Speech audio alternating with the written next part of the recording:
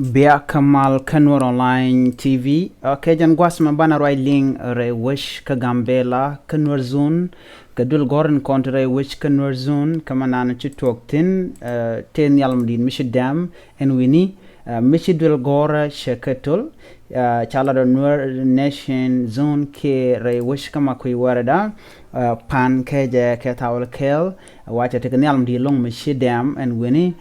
she dul gora ten container which dan Kanwar Zone chekatul che weekend chekatul chakular gom wajan che classroom ni kene room ten content stabne ten lalat mani toilet ni ka kadul gorma shala warai secondary preparatory school kane maremia primary and junior school ka kwadgar primary secondary school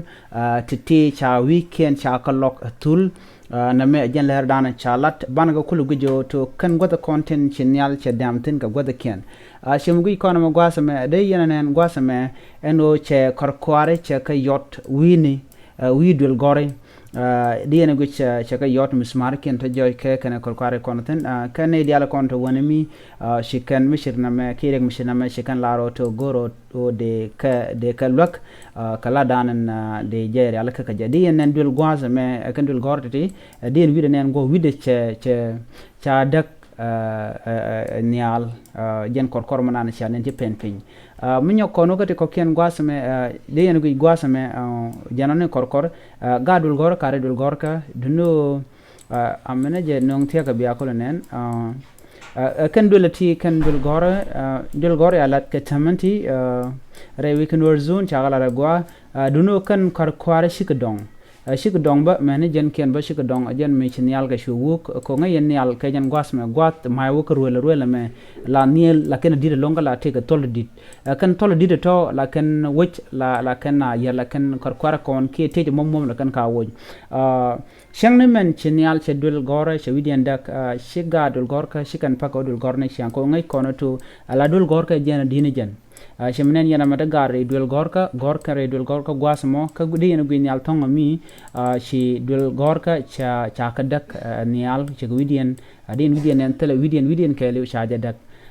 kan ga ti ga gad no dul gorka kwayda ti jo din yalog din to ko gorkan gwas me de ka gwartin metal me de ka jekten chantam medem ni alan tam go te tan de mu de to de rare gore je de lok de jangun la tok shika kuma Gambela shika ti shiko de kan long mishana ma de kan top ka Kanwar Zone re dul goran ten wini ki mukta dul goran din ma let ka kwi dul gorka re wi ka Gambela de kan mi to go re wi ka Kanwar Zone de kan re ala ka ke de kan dul gor de kan re ala ka ta dana chite ka mi nyal ka yot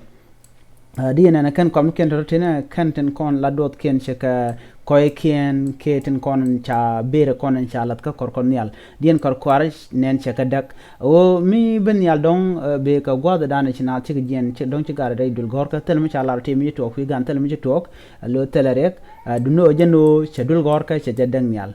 chan turun ko ken chan ka len gi ko gor kono bana ngaji nguji to go gwasmi ken staff ke teacher kon tin la director tin la den tongomi dienen gwada tege tinne she dwelien che wide she yodba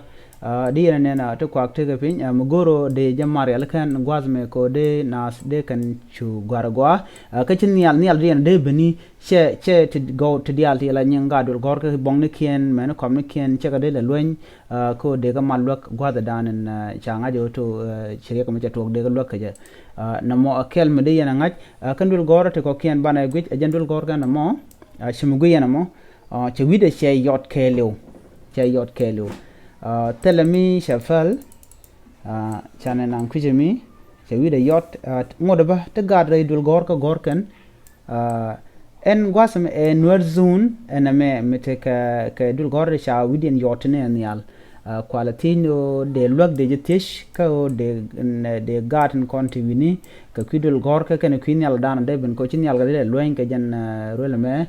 ke woka tot de jari alaka ke de korkor dan ten de japwat chengna men baje lat Kanwar Zone ngoda gorkan lok no mo kel me de ka yene dial konti no de dul gorde ken lok re Kanwar Zone ke Gambela Ethiopia kan gar kono gor gwasme dinenen teacher en were class wotani no gare dul gora chana te ko ken chana ga nyo gwech ko gor ko na bana ngai go ngumi chi tuok gwasme anyok di na gui goma te ka tichi shikana me na mani crack ke michi chere la chetiat gor kan yalla ka boko enti da me dara re bo dara jen nongbo ngai ne do la kan wub win gan ke la kan wub winat tite gor kan ba ka fix ke ba ka yalla ka ne de control authority re dol gor ka ke gwada dan wa log wa jangun gor kan yalla ka ti man dian gwasame bana man dian bana nyo gwej de kon tite de kon gwej kan kar kware ke compound dan la men tidul gor teten tie ka ke wichar kan zone wana gwad diana me ya de yana nen gwasame korkor me korkor gwame an korkor me dul gor kan nyine ba namana ken dul ko kenten chaada kan yalba ka kujimo ko shadul gora shagadak gor gad gor kara tandien tarjen jande yenen na gor ka tarjen gor kan loga la tok re witong mi kama ko warda kan werzun gor je dene de kon na ko de na logde kan tok ko kidul gor ga bana wokum do dien gwasme na mene me chikan yatwin ko dong mi chin yali bende gade ko reida jana mana ke mana chiga kem yatwin ko dong de nyala modere le de yendul de na gwej la dul me ladde ka mun che wida ba che yodbo de na gwej dul gor ka nyene jeno mun na me ka gambela nuerzun warada dul mon ki dul gor ga manan tinyin tekten che wida ba che yodba gor kan lok di gor de jetop muktaba dare wich ka gambela Ethiopia kene de ko ten kon la char tin ya top ka kwidul gore wi mon ana rameling tungnat ke ling roja me de gor ba daraja top ke der lok daraja top wana ka wo ka mendo dien jendul gor kan amba ndi yena gwich dul gor kan ma nyur ka pintala komne gor kan komne ba lok gor je long ka la dul gor ko gwa me kor pan dunno mun kor misha lat ka mun ke jande cha but ka mun gor lok bone kan dul gor ka tindere wish nore de ka yalla ka ne de kon lan nore ke ne de kon dier ke education nore ke dul gor kan nore nama gor lok along de jala la ne de kon dier ka tek nore gwasame te kon ke kan jen kan kon chi yakan mana chano kam de dien ya wish kona kan officer ke staff tin kon lere wish dul gor tin kon re weekend werzun lar kano de na lok ke de ne de content top ko lok ku dul gor ka de kan lok ma de kan top ajen dul en shanen dul gor ka shiwida ke liu che pot ke cha ja put gor lok mo go me de alaka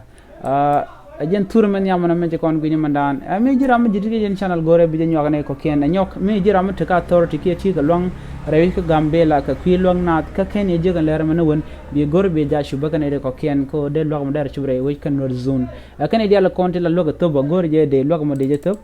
ko de wi de jare alaka na me